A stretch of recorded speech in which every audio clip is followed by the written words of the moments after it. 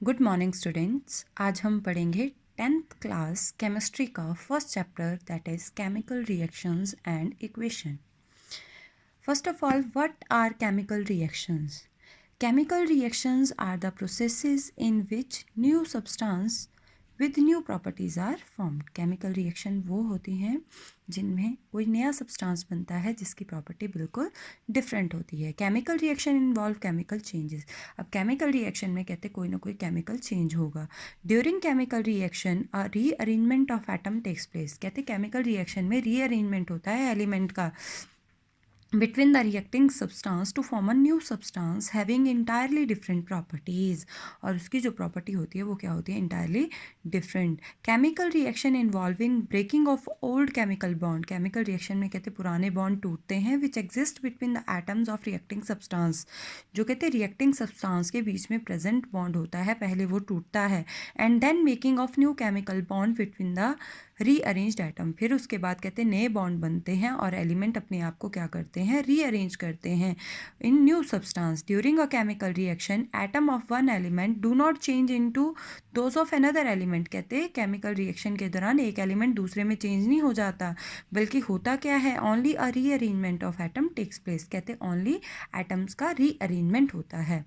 अब We will now discuss reactant and product of a chemical reaction. अब हम discuss करने जा रहे हैं कि रिएक्टेंट क्या होते हैं, प्रोडक्ट क्या होते हैं. The substance which take part in a chemical reactions are called reactant. जो सब्सटेंस रिएक्शन में पार्टिसिपेट करते हैं उनको क्या बोलते हैं? रिएक्टेंट. फॉर एग्जांपल जैसे ये मैग्नीशियम है, ये ऑक्सीजन है, ये रिएक्टेंट है. ये कंबाइन होकर जब इनको हीट किया हमने तो इन्होंने मैग्नीशियम ऑक्साइड बनाया.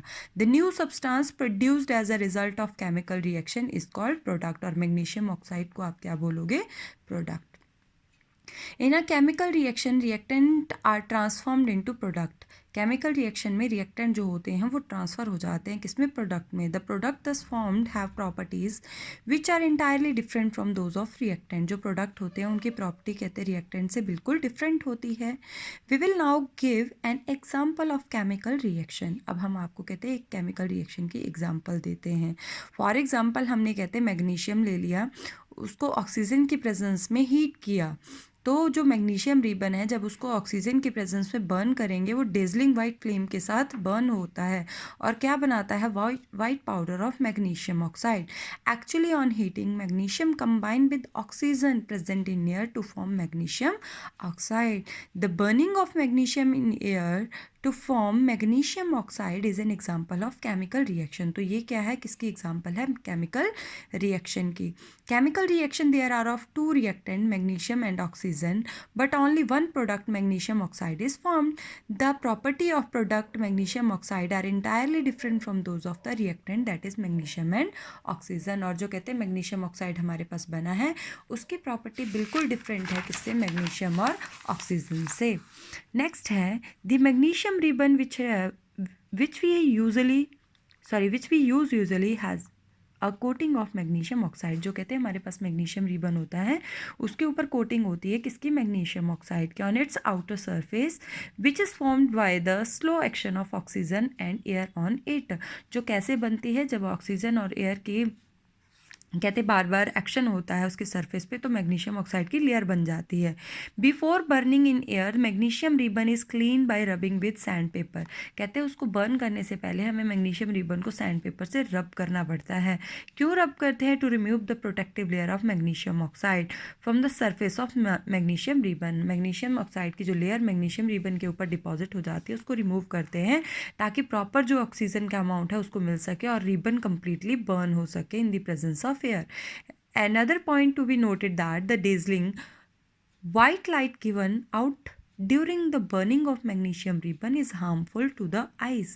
So the magnesium ribbon should be burned by keeping it as far as possible from the eyes. We can form the chemical reaction involved in the burning of magnesium ribbon in the following.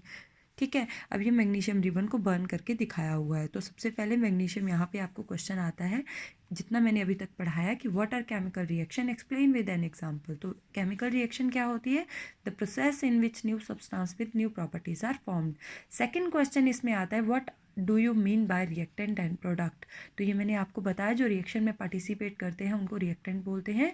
The new substance formed with new property is called product.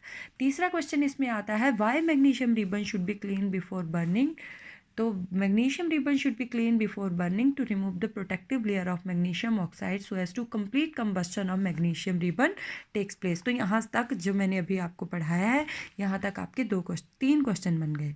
ठीक है, next है it is not that the chemical reaction can be carried out only a science laboratory. कहते हैं ज़रूरी नहीं है जो chemical reaction है उसको साइंस की लैब में ही किया जाए। Large number of chemical reaction keep on occurring in our daily life. बहुत सारे केमिकल रिएक्शन कहते हैं हमारी डेली लाइफ में होते रहते हैं, जैसे मिल्क का जमना, फॉर्मेशन ऑफ कर्ड, ठीक है, from milk, cooking of food, digestion of food in our body, process of respiration, fermentation of grapes, rusting of iron, burning of fuel, burning of candle and wax, ripening of fruits are all chemical changes which involve in a chemical reaction. In all these cases, the nature and identity of the initial substance change because of the chemical reaction. तो जो initial identity होती है वो substance की change हो जाती है जब वो क्या बना देता है, प्रोडक्ट बना देता है। How do we come to know that the chemical reaction has takes place, there will we become clear from the following discussion. कैसे बता सकते हैं हम, कहते हैं कि कोई केमिकल रिएक्शन हो रहा है। करेक्टरिस्टिक्स ऑफ केमिकल रिएक्शन, तो इन सब करेक्टरिस्टिक्स को देख के हम बोल सकते हैं कि कोई केमिकल रिएक्शन हो रहा है। The conversion of reactant into product in a chemical reaction is often accompanied by some features which can be observed easily. कहते हैं कुछ हम चीज़ें आसानी से देख सकते हैं, ऑब्जर्व कर सकते हैं, उनके बेस पे हम कह सकते हैं कि केमिकल रिएक्शन हो रही है। The important characteristics of chemical reaction are, तो सबसे पहली कैरेक्टरिस्टिक्स है इवोल्यूशन ऑफ गैस, सेकंड है फॉर्मेशन ऑफ प्रेसिपिटेट, थर्ड है चेंज इन कलर, फोर्थ है change in temperature and fifth है चेंज इन स्टेट। ये 5 अगर आप प्रॉपर्टीज़ आपको पाँचों में से एक भी दिखाई दे रही है, इट मीन्स केमिकल रिएक्शन हो रहा है। सबसे पहले हम एवोल्यूशन ऑफ गैस को प्रूव करते हैं। Some chemical reactions are characterized by evolution of gas. कुछ कहते हैं केमिकल रिएक्शन इसी तरीके से कैरेक्टराइज की जा सकती है कि अगर उनमें गैस का एवोल्यूशन हो रहा है तो हम उसको बोलेंगे कि वो केमिकल रिएक्शन है।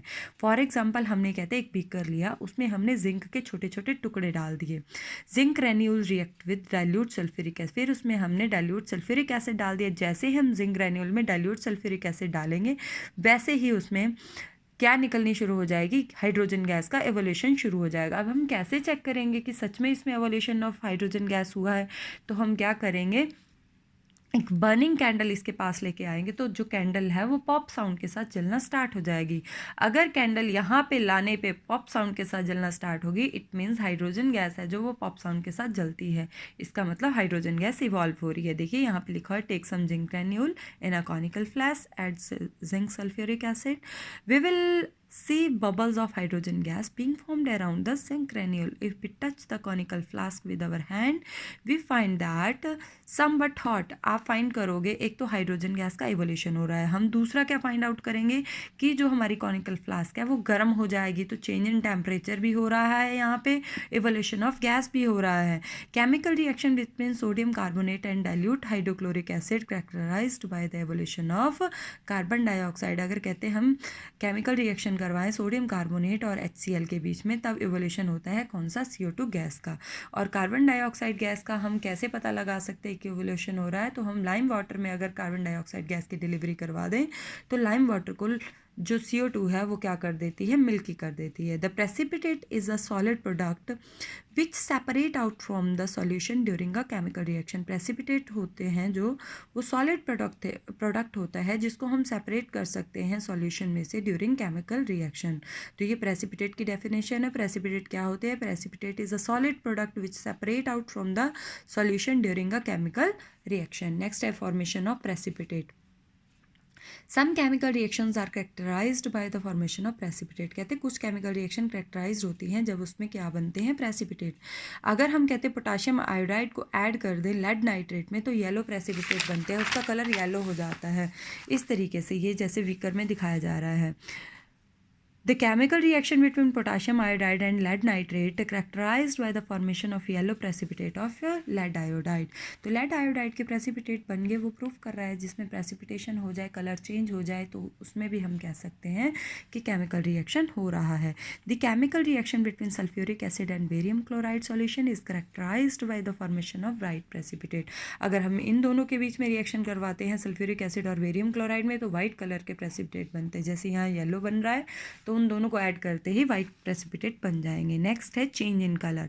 सम of chemical reaction are characterized by change in colour. कुछ कहते केमिकल रिएक्शन कैरेक्टराइज्ड होती हैं चेंज इन कलर से. For example when citric acid react with potassium permanganate solution, then the purple color of potassium permanganate solution disappear. potassium permanganate का purple colour होता है, जब उसमें सिट्रिक एसिड डालते हैं तो पोटाशियम परमैंगनेट का जो पर्पल कलर होता है वो डिसअपियर हो जाता है. The chemical reaction between citric acid purple colour potassium permanganate solution characterized by the change in colour of purple colour to colourless. तो जो पर्पल कलर है वो कलरलेस हो जाता है. ऐसे ही बहुत सारे कलर हैं. हम आयरन नील को अगर कॉपर सल्फेट में डालते हैं तो आयरन नील के ऊपर ब्राउन कलर की लेयर डिपॉजिट हो जाती है, और जो कॉपर सल्फेट का ब्लू कलर होता है वो ब्लू से ग्रीनिश में चेंज हो जाता है. तो वो भी चेंज इन कलर की एक एग्जांपल है. तो वो भी एक केमिकल रिएक्शन है जिसमें कलर चेंज हो रहा होता है. उसको भी हम कह सकते हैं कि उसमें भी क्या हो रही है, केमिकल रिएक्शन हो रही है. नेक्स्ट है change in temperature. Some of chemical reaction are characterized by change in temperature. कुछ केमिकल रिएक्शन में जब कहते हैं टेम्परेचर चेंज होता है तो हम उसको बोलते हैं कि केमिकल रिएक्शन हो रही है. जब बेटा हम सोडियम हाइड्रोक्साइड में पानी डालते हैं या फिर कैल्शियम ऑक्साइड में पानी डालते हैं, तो जैसे ही हम उसमें पानी डालेंगे तो बीकर एकदम से गर्म हो जाएगा. क्यों गर्म हो जाता है? क्योंकि large amount of heat energy क्या होती है, इवॉल्व होती है.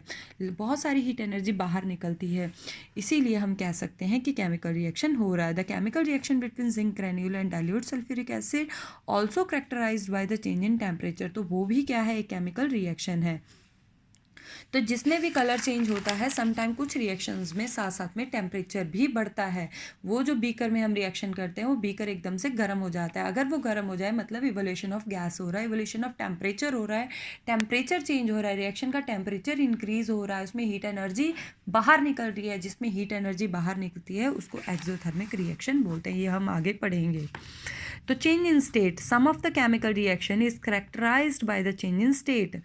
The combustion or reaction of a candle wax in a characterized by change in state from a solid, liquid and gas. Because wax is a solid, water formed by the combustion of wax in a solid at room temperature, whereas carbon dioxide produced by the combustion of wax in gas.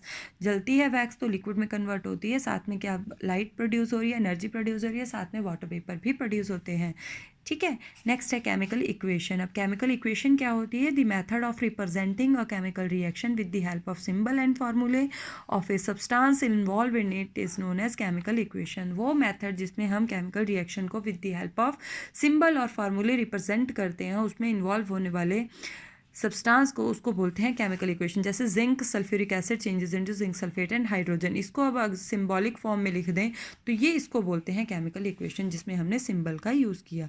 तो जो chemical equation है mainly to type की होती है, balanced and unbalanced chemical equation. Balanced chemical equation has equal number of atom in different element in the reactant side and product side. Reactant और product side में जो element है वो क्या होंगे, अनइक्वल नंबर में होंगे. ये देखो रिएक्टेंट साइड में जिंक कितना है 1, प्रोडक्ट साइड में भी 1, हाइड्रोजन कितना है 2, इधर भी 2, सल्फर साइड में इधर भी 1 इधर भी 1, ऑक्सीजन साइड में 4 इधर भी 4. अगर सेम है दोनों साइड रिएक्टेंट में रिएक्टेंट तो इसका मतलब है बैलेंस्ड है केमिकल इक्वेशन. अगर अनबैलेंस्ड है तो दोनों साइड रिएक्टेंट और प्रोडक्ट में एटम आयंस और मॉलिक्यूल क्या होंगे, अनइक्वल नंबर में होंगे. जैसे इधर हाइड्रोजन 2 है इस साइड रिएक्टेंट साइड में, प्रोडक्ट साइड में भी हाइड्रोजन 2 है, इधर ऑक्सीजन 2 है इधर ऑक्सीजन 1 है. तो ये रिएक्शन कैसी होगी, अनबैलेंस्ड रिएक्शन. नेक्स्ट है balancing of a chemical equation. Chemical equation को बेटा हम हिट एंड ट्रायल मेथड से बैलेंस करते हैं. उसमें हम बिल्कुल लीस्ट नंबर लेते हैं किसी भी रिएक्शन को बैलेंस करने के लिए. For example H2 + O2 changes into H2O.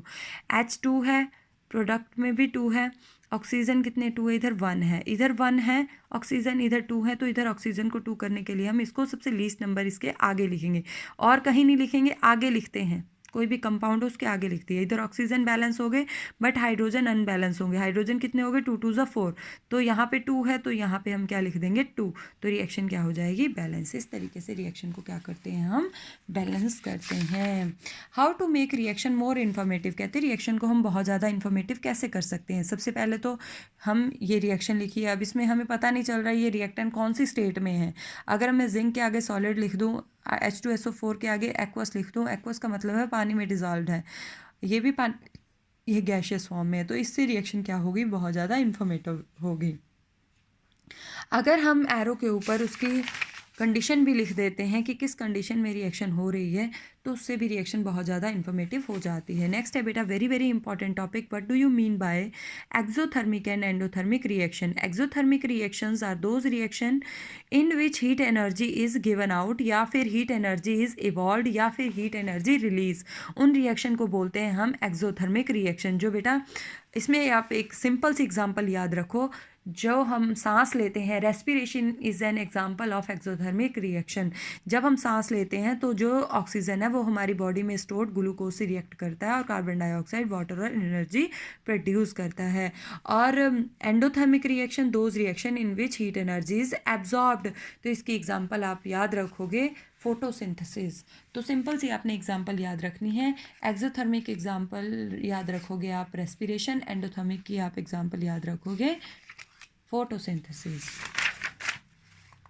तो यहाँ तक आज आपको मैंने चैप्टर पढ़ा दिया, exothermic endothermic reaction, balancing of A reaction.